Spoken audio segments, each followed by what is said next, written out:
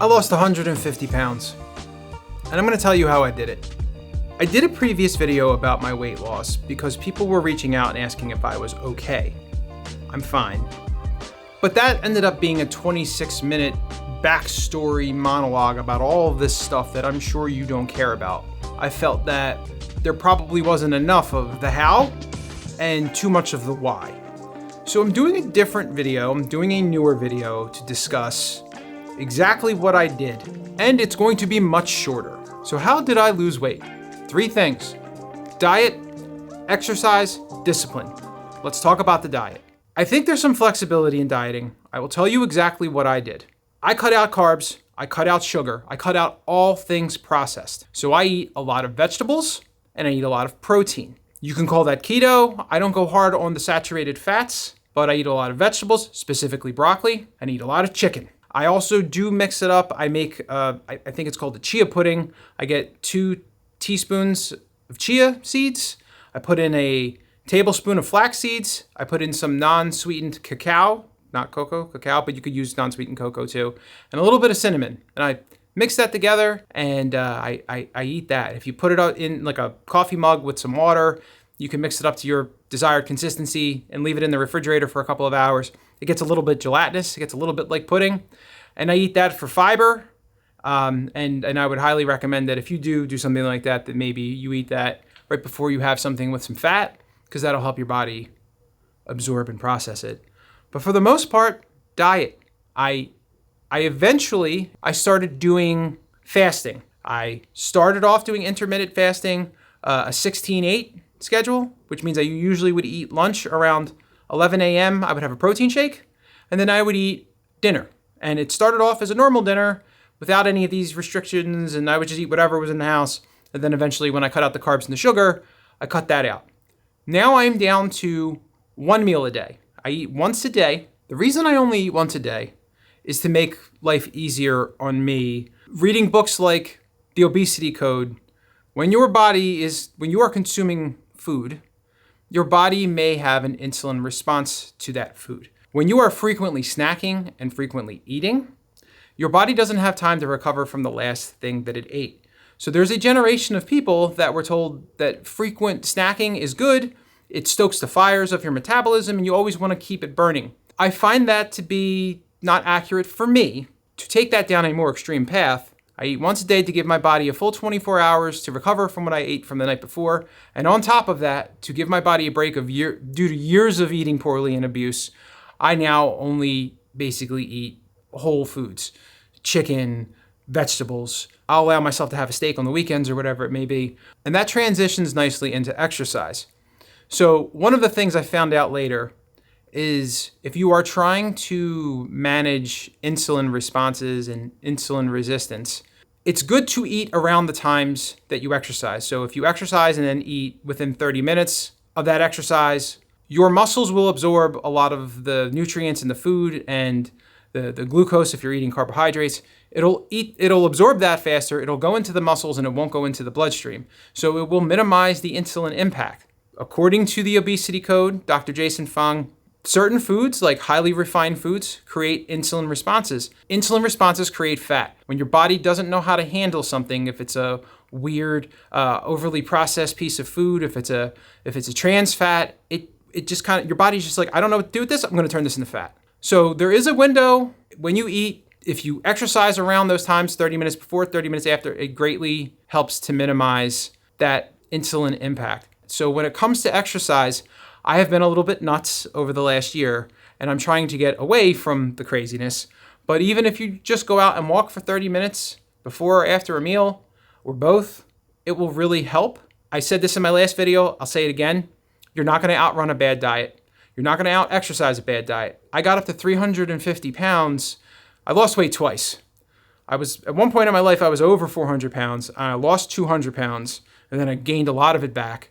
And then this time around, I was working out. I never stopped working out at least 5 days a week. And I still ballooned back up to 350 pounds. Working out alone is not going to save you from getting obese if you're inclined to become obese.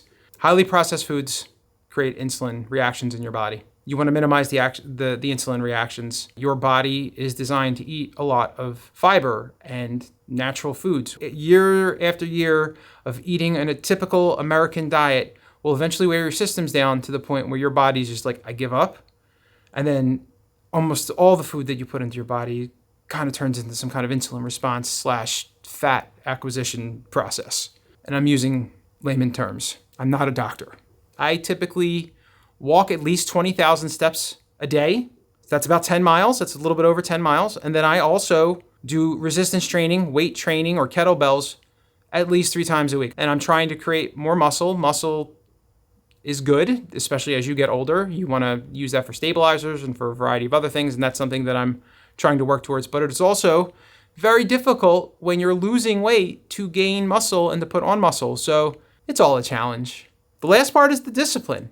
It's easy when you're stressed out or if you're having a day to grab for something that's in the house. And, if you're married and you have children, I didn't ask my family to do this diet to go, I'm not enforcing this on them. My wife has taken on some of these ideas and she's done a great job. She's lost some weight herself. And my son's young and he doesn't do that at all. He's eating pretzels and snacks and these things are in the house. You can take a mindset that says, well, it's in the house, so I can't have it in the house, or I can't eat it. Or you're just basically like, I'm not going to touch these things. That's an adjustment. Halloween was a rough time of year for me because there's always like candy and Reese's peanut butter cups and stuff like that. And eventually, by the way, there are alternative solutions, right? There are companies like Chalk Zero and there are, there's a woman that has great recipes. It's on YouTube, like Every Day I Dream of Food. She does all these interesting sort of like keto-based recipes. But I would say, and it ties into the discipline conversation, you kind of have to get past the sweets and the desserts. Eventually you can get back to them and you can use these recipes to minimize the impact, but there's no panacea, right? If you're eating something sweet, it may create an insulin response. There's a lot of people that they drink diet sodas and they gain weight. It's because a lot of those diet sodas, because of the artificial sweeteners, it's still creating an insulin response. It's not creating a blood sugar response, but it's creating an insulin response. So people get confused, but it's probably best if you're trying to lose weight, especially in the beginning, to avoid all the sweeteners. All the sweeteners. That's what I did. And even, I was eating some of the Chalk Zero stuff and they have like these peanut butter cups, but then you find out that they're packed with fiber, which you think is good. But that fiber, it's inconclusive. The fiber that they're using is actually stuff that is benign, right, or is okay. The monk fruit sweetener seems to be okay, at least as of September of 2024. It doesn't seem like there's any bad stuff with pure monk fruit sweetener, but if you start mixing it with some of the other stuff, there's some other studies that say that's bad. The point being is, and the reason why I'm going down that rabbit hole with you is, there's no simple answer, and it's not like, oh, cool, I can just switch to this sweetener and it'll be fine. You're probably better off avoiding those things and the chemicals and just figuring out how to sort of eat simply. Now you may be asking, oh, wow, you only eat once a day. How do you get through the day? Black coffee. I drink 2 cups of black coffee a day to get me through the non-meal periods, and I don't like coffee, but I drink it. It does help suppress the appetite a little bit until I get through the end of the day and I eat dinner. I've said this in other videos before. It would probably be smarter to eat at the start of the day, but it's been fine. So you do what you want with that. The reason why I'm doing this video is I do want to help people. I want to share this experience. I've done this twice in my life now, and I feel like I have a good feel for the science behind it and what was going on in my body and what was reacting to the foods I was eating and why I got overweight and had all these other problems. We're working through it. As I move along this journey, I'm trying to figure out how to go to a more plant-based diet and less reliant on animal proteins. So this is like phase 2 of 3. Right now, this is working, and I don't want to mess with a thing that works. But I very much would like you, if you're interested, to ask questions. I'm happy to share my personal knowledge, my personal experiences if you're struggling through weight loss or the mental aspects of doing this.